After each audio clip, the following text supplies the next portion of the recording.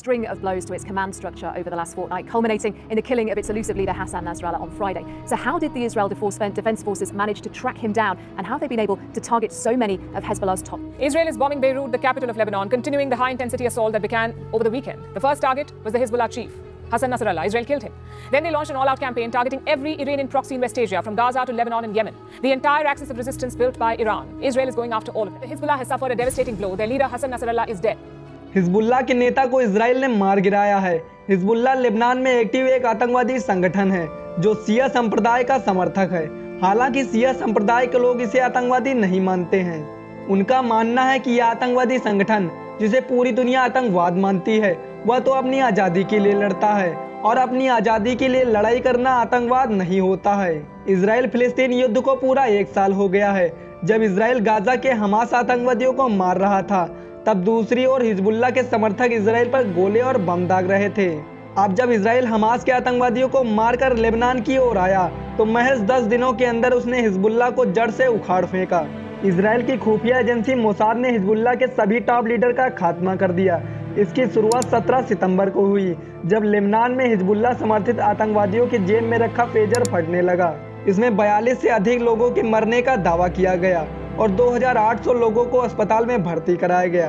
Pager message भेजने का एक यंत्र होता है, जिसे आमतौर पर किसी खुफिया एजेंसी से बचने के लिए सेलफोन की जगह पर उपयोग में लाया जाता है। माना जाता है कि इस पेजर में विस्फोटक को पहले से ही लगाया गया था। पेजर फटने के बाद लेबनान में वॉकी टाकी व सोलर पैनल भी विस्फोट कर गए, और इसके 10 दिनों के बाद 27 सितंबर को इजराइल के रक्षा बलों ने एक हवाई हमले में हसन नसरुल्लाह को मार गिराया। यह हमला लेबनान के बेरूत पर एक एयर स्ट्राइक थी, जहां हिजबुल्लाह का मुख्यालय था। नसरुल्लाह जमीन के अंदर अपने साथियों के साथ मुख्यालय में रहता था। इजराइल के इस हमले ने हिजबुल्लाह के हेडक्वार्टर को पूरी तरीके से तबाह कर दिया। इससे पहले इजराइल ने हिजबुल्लाह के सभी वरिष्ठ कमांडर को मार गिराया था। इजरायली सेना के मुताबिक यह हमला उन व्यक्तियों को निशाना बनाने के लिए था जो इजरायली नागरिकों के खिलाफ खतरा उत्पन्न कर रहे थे। इस कार्रवाई को इजरायली सेना ने नसरुल्लाह के लंबे समय से चले आ रहे आतंकवादी गतिविधियों के रूप में किया था। इजराइल के इस कदम से हिजबुल्लाह को बड़ा झटका लगा, लेकिन इस समूह ने यह जारी किया कि जिहाद की ये जंग जारी रहेगी।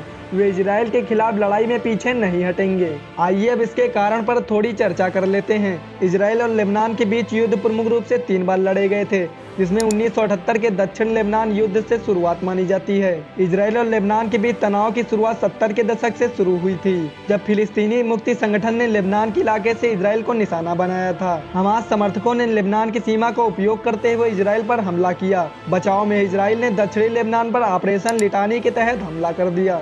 यहाँ इजराइल का मुख्य उद्देश्य फिलिस्तीनी ठिकानों को समाप्त करना था। इसके थोड़े समय बाद ही 1982 में यहाँ आतंकवादी गतिविधियाँ शुरू होती हैं, जिसके बाद इजराइल लेबनान पर बड़ा हमला कर देता है, क्योंकि फिलिस्तीन व सीरियाई समर्थक आतंकवादी लेबनान के दक्षिणी भाग पर अपने पैर पसार चुके थे। इस युद्ध में इजराइल की सेनाएं बेरूत तक घुस चुकी थी, जिसने फिलिस्तीन व सीरिया के ठिकानों पर भारी हमला किया, जिसमें इजराइल ने लेबनान के एक हिस्से पर कब्जा कर लिया, जिसे सन 2000 में इजरायली सेनाओं द्वारा कब्जा हटाया गया। इसके बाद सन 2000 में इजराइल और हिजबुल्लाह आमने सामने थे, जिससे इनके बीच फिर से एक व्यापक संघर्ष शुरू होता है, जिसे दूसरा लेबनान युद्ध कहा जाता है। हिजबुल्लाह को सीरिया और ईरान का समर्थन प्राप्त था। इस युद्ध की शुरुआत तब हुई जब हिजबुल्लाह द्वारा इजरायली सैनिकों के अपहरण की घटना सीमा पर होने लगी। इसका जवाब इजराइल ने बहुत करारे तरीके से दिया। हजारों लोग मारे गए और लाखों लोग विस्थापित हुए। यूएन के हस्तक्षेप के बाद युद्ध को विराम मिला, लेकिन उसके बाद भी सीमा पर गर्माहट बनी रहती थी, जिसे अब 2024 में इजराइल ने पूरी तरह से परास्त कर दिया। हालांकि हिजबुल्लाह अपने नए लीडर का चेहरा सामने ले आया है। जल्द ही आपसे मिलते हैं एक नए वीडियो के साथ। आशा करता हूँ वीडियो आपको अच्छा लगा होगा और आपको इससे कुछ नया सीखने को मिला होगा।